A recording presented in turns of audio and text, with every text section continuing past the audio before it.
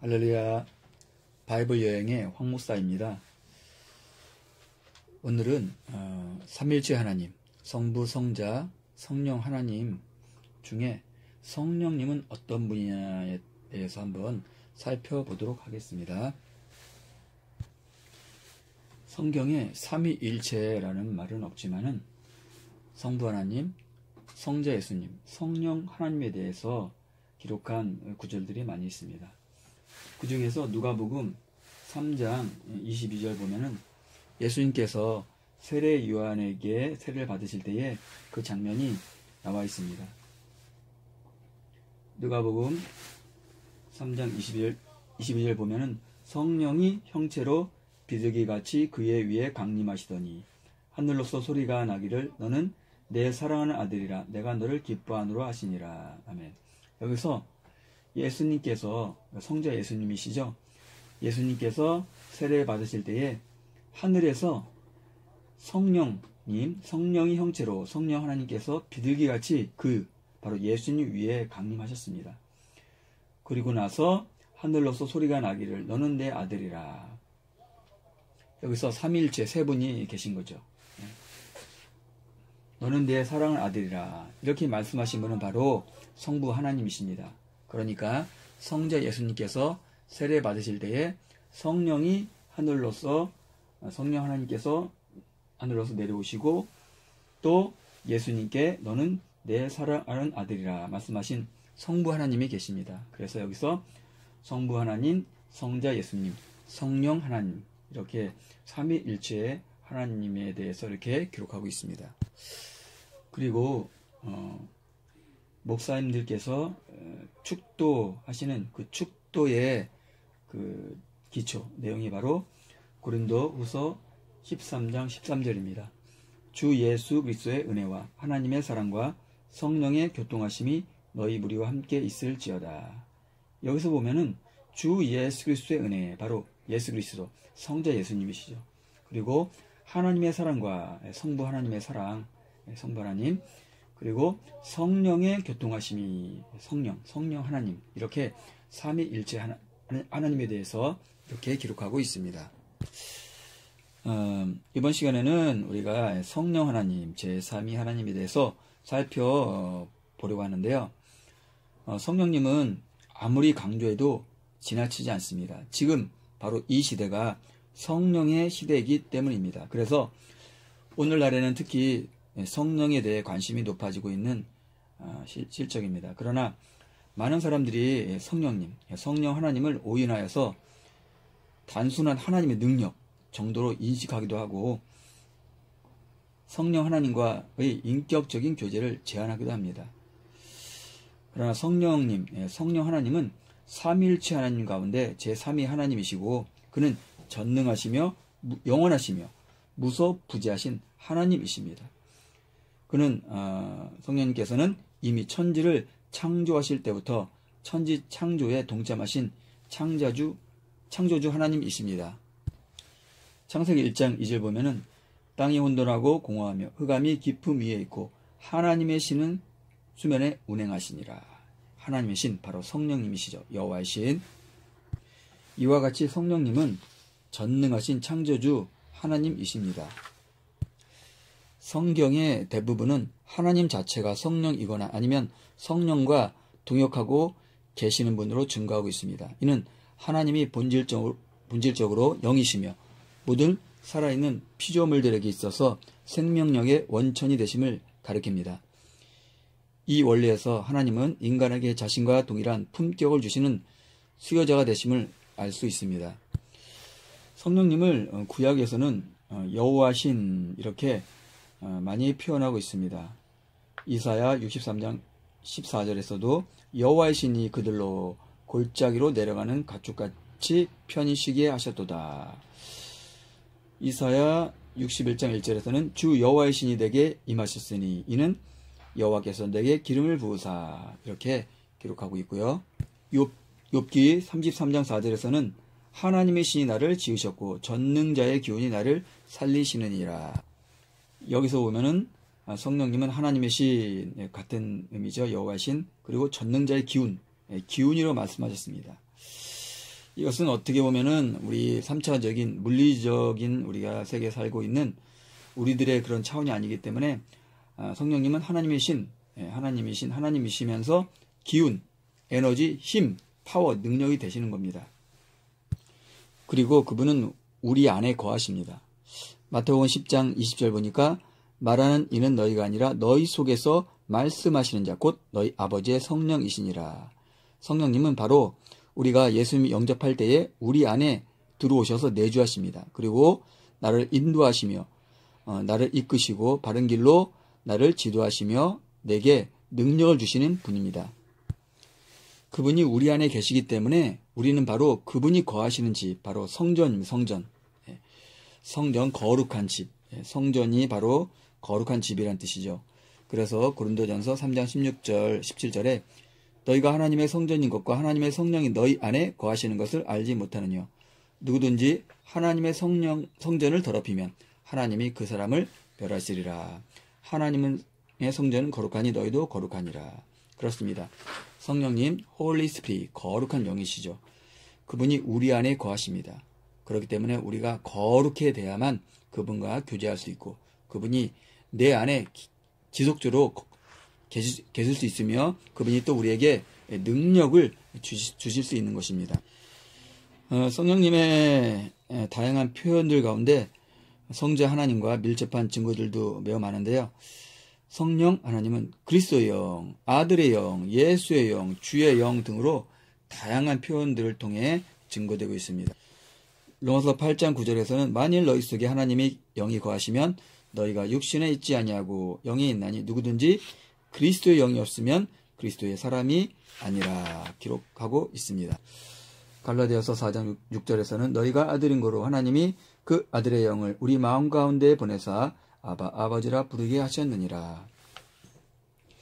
사도행전 16장 7절에서는 무시아 앞에 이르러 비두니아로 가고자 애쓰되 예수의 영이 허락지 아니하시느니라. 성령을 예수의 영이라고 이렇게 또 표현하고 있습니다. 요한복음 14장 17절에서는 성령님을 저는 진리의 영이라. 진리의 영. 참이라는 것이죠. 그래서 거짓말을 못 하시는 분이다. 내가 아버지께로서 너희에게 보내 보혜사 곧 아버지께로서 나오시는 진리의 성령이 오실 때에 그가 나를 증거하실 것이요. 진리의 영이신 성령께서는 바로 예수님을 증거하는 분이십니다. 이렇게 성령님은 다양한 표현이 있고 또 한마디로 성령님은 능력, 파워 이시지만 또 에너지, 기운이시지만 그분은 바로 인격을 가지신 하나님이시라는 겁니다. 신성과 인격성을 가지고 계신다는 것입니다. 성령님은 영원하시고 무한하신 분, 무한하신 하나님이십니다. 그래서 예수님께서는 예수님의 제자들에게 보혜사, 보호하시고 은혜 주시고 가르치시는 분, 교사, 선생님, 이분을 보내주시는데 성령님께서 영원하신 존재이시며 영원히 임하실 것을 확인시켜 주셨습니다. 요한복음 14장 16절에 영원토록 너희와 함께 있게 하시리니, 우리와 함께 하신다는 겁니다. 눈에 보지 않지만 오늘 또 살아서 역사하시는 분, 우리 안에 거하시는 그분은 바로 예수님께서 제자들에게 약속하신 그분입니다. 사도행전 1장 8절에 보면은 오직 성령이 너에게 임하시면 너희가 권능을 받고 예루살렘과 온 유대와 사마리아와 땅끝까지 이르러 내 증인이 되리라 말씀하셨고, 누가복음 24장 47절에서 49절 말씀 보니까 아버지의 약속하신 것을 기다리라. 능력을 입히울 때까지. 그러니까 하나님께서는 성령님께서는 하나님이시면서 우리에게 힘을 주시고 우리 안에서 능력을 나타나시는 파워, 능력, 에너지, 기운이 되시는 겁니다. 요한복음에서도 성령님을 여러 가지로 표현하고 계시는데 요한복음 14장 16절에서는 보혜사다 그랬어요. 예수님도 보혜사이시고 성령님도 보혜사이셔요. 그래서 또 다른 보혜사, 근본적으로 예수님과 동일한 성품, 동일한 능력을 가지신 분이신데 이분이 너희와 영원토록 함께 계신다. 우리 안에 영원토록 계신다는 겁니다. 그리고 요한복음 14장 17절에서는 그는 진리의 영이시다. 세상은 성령을 받지도 못하고 성령을 보지도 못하고 알지 못합니다. 어떻게 보면은 밭에 감추인 비밀 같은 분이죠. 그래서 우리가 마음문 열고 영접할 때에 그분 내 안에 들어오시는 분입니다. 인격이시기 때문에 요한복음 14장 17절 거기 보면은 너희와 함께 거하시며 너희 속에 계시겠음이라 내주하신다는 거예요. 함께 임마누엘이라 임마누엘. 그리고 그분은 우리 안에서 가만히 계신 것이 아니라 요한복음 14장 26절 말씀처럼 우리에게 모든 것을 가르치시고 선생님이시죠. 선생님. 그렇죠. 우리가 학교 다니면 유치부, 초등학교, 중학교, 고등학교, 대학교, 대학원 이렇게 과정에 선생님들과 교수님들이 계신 것처럼 성령님이 우리의 그 영적 성장 가운데, 영적 학교 가운데 우리의 교사, 선생님이 되신 겁니다. 그래서 너에게 모든 것을 가르치시고 너에게 말한 모든 것을 생각나게 하시리라. 실제입니다. 그분이 오셔서 가르쳐 주시고 또 우리에게 생각나게 하십니다. 그분은 우리에게 육신의 생각, 육의 생각은 제하시고 영의 생각, 그래서 영의 일을 쫓는 영의 사람으로 만드시는 분입니다.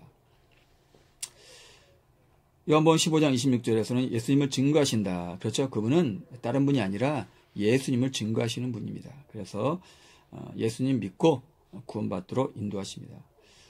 요한복음 16장 13절에서는 우리를 모든 진리 가운데로 거짓이 아니라는 거죠. 마귀 귀신은 바로 거짓의 압이다. 처음부터 거짓말했다는 거예요. 그래서 우리가 거짓말을 하는 사람 보면은 그 안에 바로 마귀 사단이 가득한 거죠. 아나니아 삽비라도 바로 자기의 재산을 바쳤지만 거짓말, 일부를 드렸는데 다 바쳤다 거짓말했기 때문에 베드로에게 책망받고 결국 죽게 되는 그런 상황이 이루어졌습니다.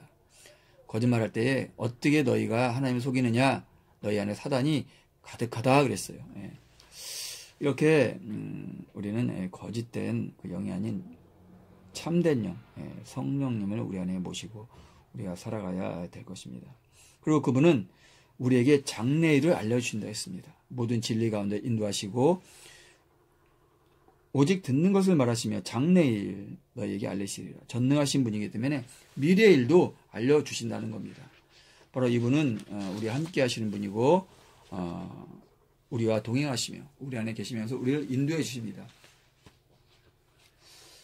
지금은 성령의 시대이기 때문에 우리가 하나님을 믿고 나아갈 때에 이 땅에서 보이지 않지만 우리의 선생님 되시는 그분을 마음에 모시고 그분과 우리가 인격적인 교제가 이루어져야 되고 그분과 대화하는 삶을 살 때에 진짜 구약 성경과 신약 성경에 나온 그 성경의 인물들, 믿음의 선조처럼, 그렇죠? 다윗도 항상 하나님께 물었습니다. 하나님 올라갈까요? 하나님 어떻게 할까요? 하나님 말씀해 주십니다. 사무엘도 하나님이 나타나셔서 사무엘아 사무엘아 부르셨습니다. 그때 사무엘은 말씀하옵소서 주의 종이 듣겠나이다. 이렇게 또 신약에서도 빌립 집사도 성령님과 동행하는 사람. 그래서 성령의 음성을 듣고 광야로 가서 에디오피아 내시를 전도하며 또 성령님의 음성을 듣고 또 사마리아 내려가서 사마리아 사람들에게 큰 기적과 표적으로 예수님을 증거하는 사람이 됐습니다.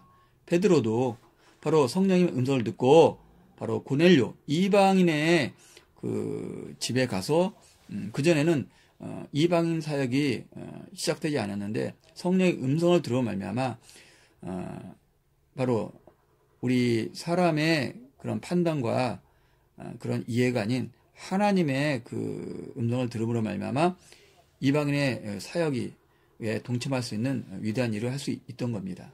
그래서 성령님이 환상을 보여주시면서 내가 깨끗하게 했다. 이방인들도 이제는 거룩한 하나님의 자녀다 말씀하셨습니다. 그리고 사도 바울도 성령의 음성을 듣고 아시아에서 복음을 증거하려고 했는데 성령님이 막으신 거예요. 그러면서 유럽 선교가 시작됐습니다.